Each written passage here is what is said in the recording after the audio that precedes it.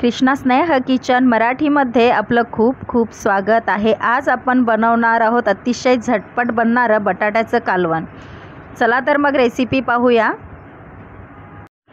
बटाट्याचं रस्सा भाजी बनवण्यासाठी कढईमध्ये 1 चमचा तेल गरम करून घेतलेलं आहे। तेल गरम झालं की त्यामध्ये छोटा अर्धा चमचा मोहरी, छोटा अर्धा चमचा जिरे घालून घ्यायचं आहे।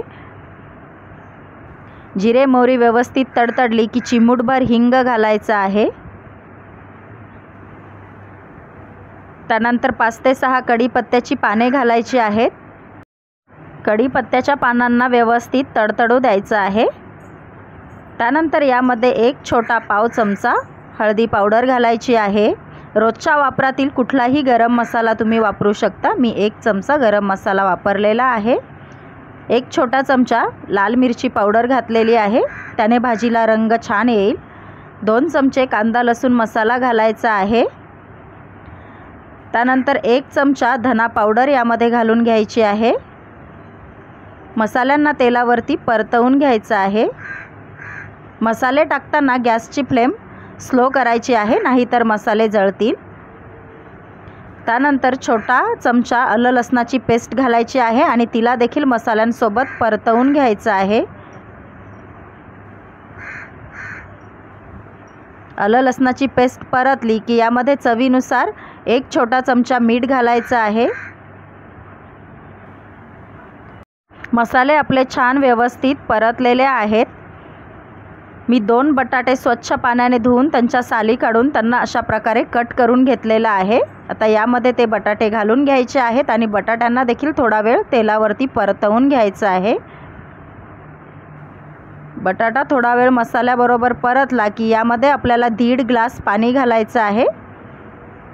मी येथे कोमट पाणी घातलेलं आहे। गरम पाण्याचा वापर केल्याने भाजीला तरी खूप छान येते। व्यवस्थित मिक्स करून घेऊया आणि याला एक उकळी येऊ द्यायची आहे। बटाट्याच्या रस्सा भाजीला उकळी आलेली आहे। आता यामध्ये 4 चमचे भाजलेल्या शेंगदाण्याचा बारीक दळलेला कूट घालायचा आहे। शेंगदाण्याच्या कुटाचं प्रमाण तुम्ही कमी जास्त देखील करू शकता तुमच्या आवडीनुसार। शेंगदाण्याचा कूट घालून झाल्यानंतर व्यवस्थित मिक्स करायचं आहे। आता गॅसची फ्लेम आपल्याला मीडियम टू लो ठेवायची आहे आणि यावर 7 ते 8 मिनटं बटाट्याच्या रस्सा भाजीला शिजवून घ्यायचं आहे। 7 ते 8 मिनटं झालेली आहेत। आपली बटाट्याची रस्सा भाजी व्यवस्थित शिजलेली आहे। आता एका कढईमध्ये तिला सर्व करूया। ही रस्सा भाजी तुम्ही बाजरीची भाकरी भाताबरोबर खाऊ शकता। ही खूप चविष्ट लागते। तुम्हाला ही बटाट्याची रस्सा भाजी कशी वाटली मला कमेंट करून नक्की सांगा। रेसिपी आवडल्यास लाईक आणि सबस्क्राईब करायला विसरू नका। आपण पुन्हा भेटूया अशाच नवनवीन रेसिपींसोबत। Thank you.